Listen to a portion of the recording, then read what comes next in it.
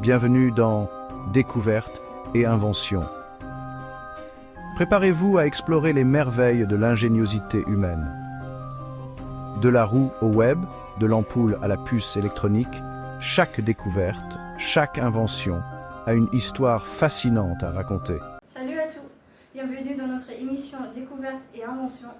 Aujourd'hui, on va parler d'une invention vraiment incroyable, l'implant cochléaire.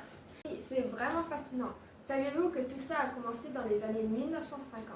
À l'époque, des chercheurs ont eu l'idée d'envoyer des signaux électriques pour activer les nerfs de l'oreille.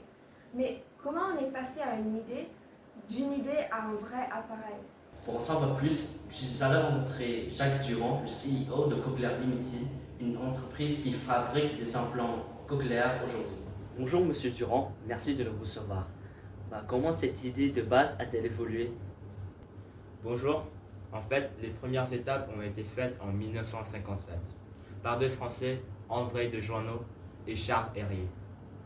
Ils ont découvert qu'en envoyant un courant électrique, ils pouvaient stimuler le nerf auditif et provoquer une sensation sonore.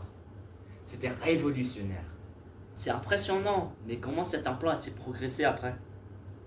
Dans les années 1970, Graham Clark, un scientifique australien, a inventé le premier implant à plusieurs électrodes. Ça permet aux utilisateurs de mieux entendre différents sons. Depuis, on a beaucoup travaillé pour améliorer le confort et la qualité du son. Et comment se passe la chirurgie pour mettre en place l'implant cochléaire? Bonne question. La chirurgie est généralement assez simple. D'abord, vous serez endormi pendant l'opération. On fait une petite coupure derrière l'oreille pour installer l'implant. Ensuite, on place une électrode dans l'oreille interne pour vous envoyer des signaux aux nerfs auditifs. Et après les chirurgies, comment les patients commencent-ils à entendre? Après quelques semaines de guérison, les patients reviennent pour activer l'implant.